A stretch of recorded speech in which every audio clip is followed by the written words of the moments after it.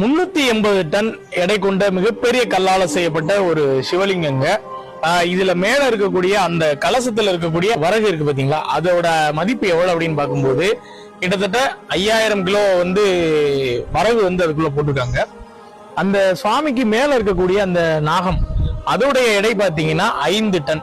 இப்படி ஒரு பிரம்மாண்டமான ஒரு சிவன் கோவில விருதுநகர் மாவட்டத்துல கடந்த ஒரு 2 வருடங்களுக்கு முன்ன இந்த இடத்த பிரதிஷ்டை பண்ணிருக்காங்க.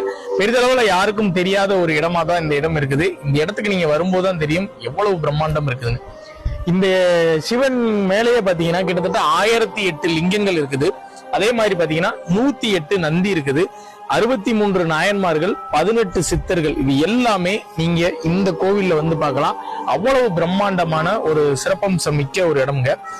இந்த கோவில் ராஜராஜ லிங்கேஸ்வரர் அப்படின்ற திருநாமத்துல இந்த கோவில் அழைக்கப்படுதுங்க.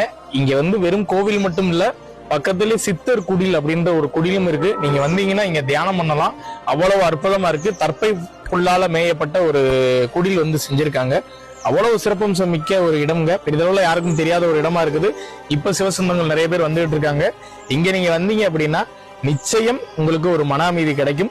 இந்த இடத்தோட லொகேஷனை டிஸ்கிரிப்ஷன்ல கொடுக்குறேன், மறக்காம பாருங்க. குடும்பத்தோட வாங்க. குறிப்பா இந்த காணொலியை நிறைய பேருக்கு ஷேர் பண்ணி தெரியப்படுத்துங்க.